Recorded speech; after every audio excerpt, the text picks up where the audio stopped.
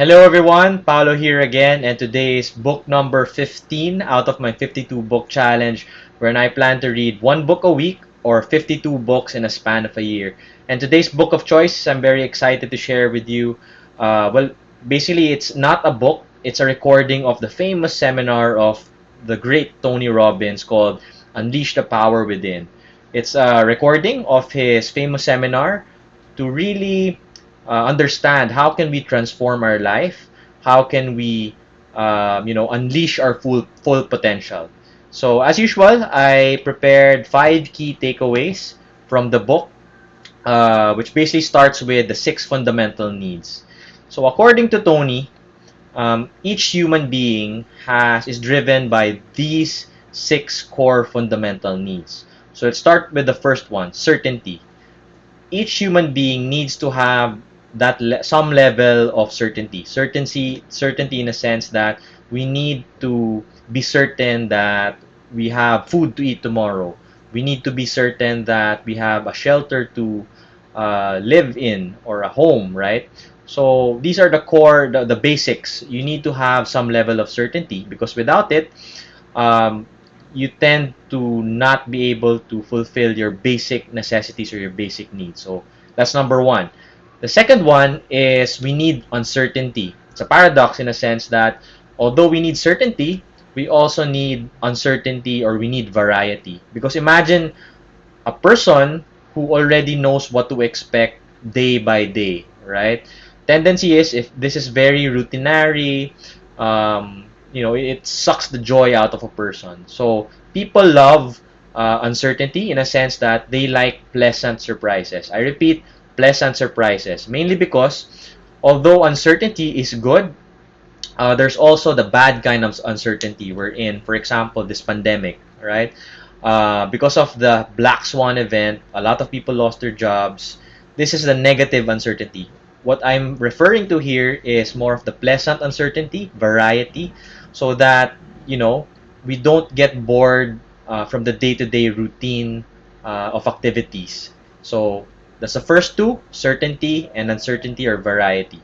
The third one is each human being needs some sort of significance. We need to feel important, we need to feel important in our home, with our friends, in our workplace. We need to have that level of significance, sense of achievement, and so on, right?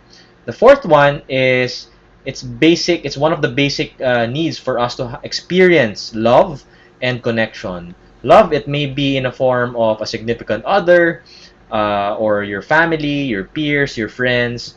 We need to have that connection, those conversations, those relationships. We need to grow and foster them. The fifth one is growth. So, haven't you noticed some people who have achieved, millions, have been successful in their wealth, have been successful with their love life, family, many people love them, but still end up depressed, right? Mainly because there's also a need for growth. Because as a human being, it's also innate within us that we need to experience growth, in a sense that it may be in a certain skill, it may be in personal development. We need to feel that we're actually improving as a human being. So, hence the need for growth.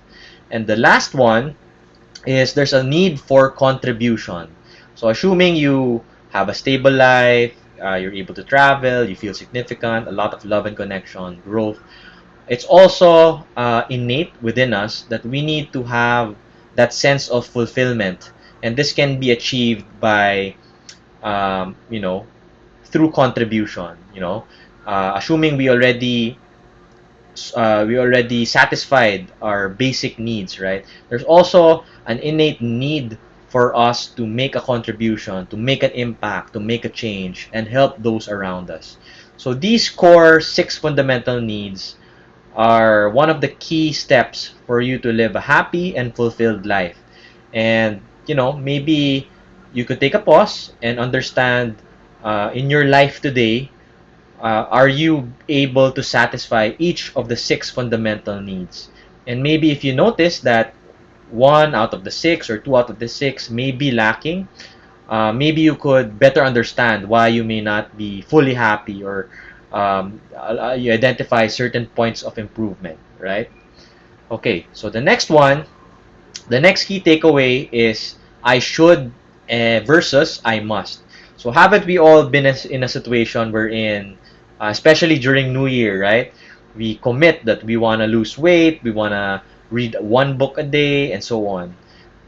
Versus actually doing it, we end up actually not doing it because Tony's explanation is, unless we convert your shoulds into musts, not no progress, or the progress will be slow. So one of the key takeaways here is should versus must is information is not power. Taking action or massive action is where transformation really happens. So for example, you wanna be successful in your career. You read all of these books, attend all of these seminars. Unless this information that you learn from these seminars, books, you apply it, it wouldn't make a meaningful impact. There needs to be massive action for you to actually realize all of these benefits. So, if you move from a mindset of I should make this happen to I must make this happen, psychologically, your brain pushes you to act, and that it increases your chances of actually achieving what you set your mind to do. So there's three.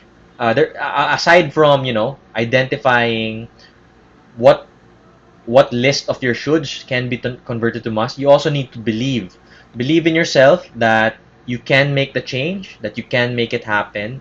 Because if you don't believe it yourself, tendency is you won't actually take massive action.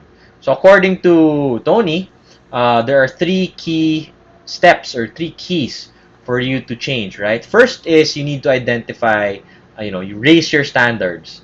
A lot of people make a mistake wherein, because of their peers, because of their environment, they tend to have lower standards, right? So one of the keys there is, despite your environment, you have the power to create change, right? So you need to raise your level of standards. The second one is you need to believe that you can actually achieve it.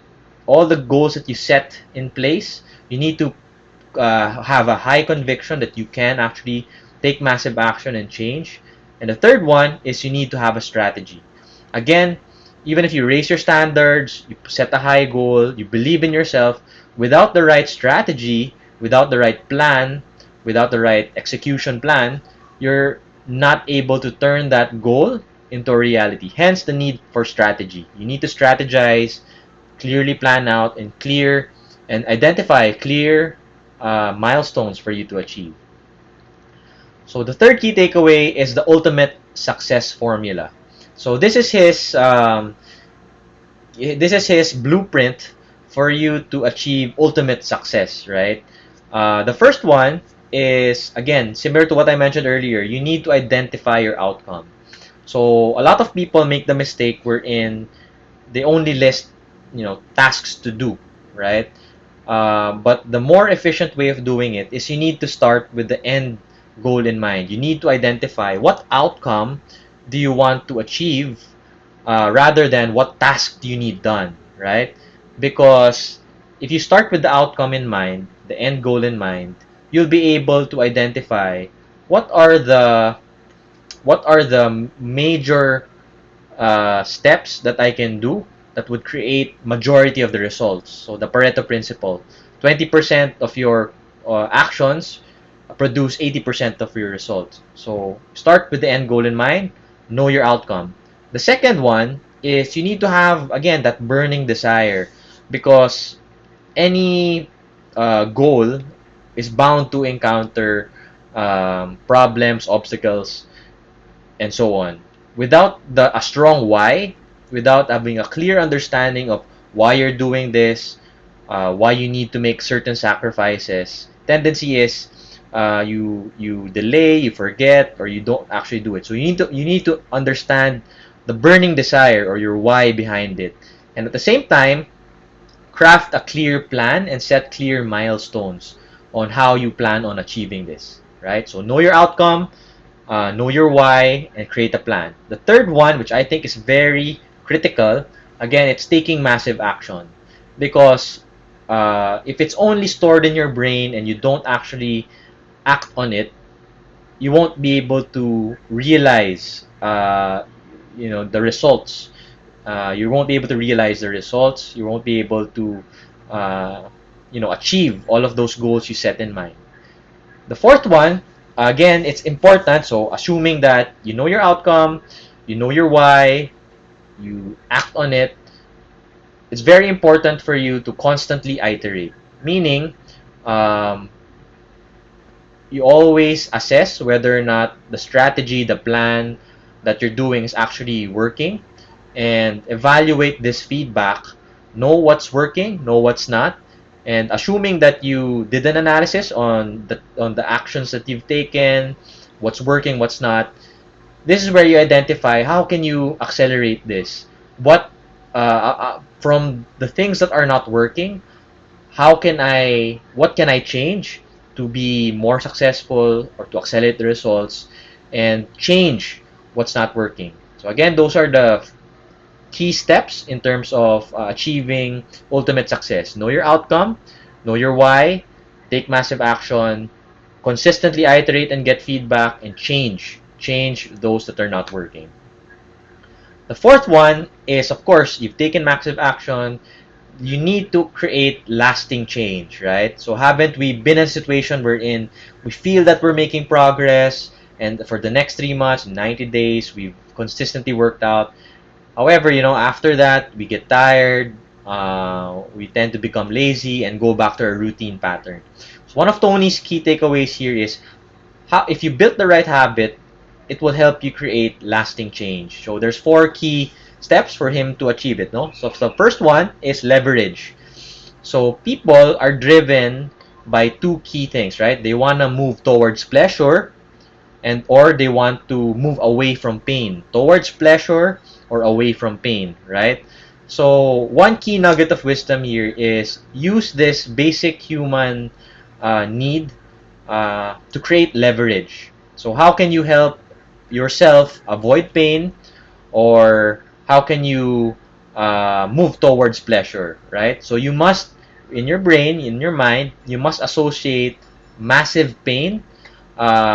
Meaning, if you have a bad habit you're doing now, you need to associate the massive pain of your current habit if you don't change now. And the opposite is true, wherein you need to uh, associate massive pleasure to good habits, right? So when you identify these pain and pleasure points that motivate you, you could use this as leverage.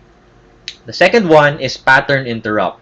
So you need to disrupt the current cue, the current pattern that you've been experiencing. So, for example, if you're a public speaker and whenever you're about to go to the stage, you feel nervous, anxious, and you tend to default to, maybe stuttering and so on and so forth. So, one of the key nuggets of wisdom that Tony mentioned here, you need to interrupt, you need to have a pattern interrupt. Like, whenever you feel this feeling, try jumping up and down and shout, I can do it, I can do it, right?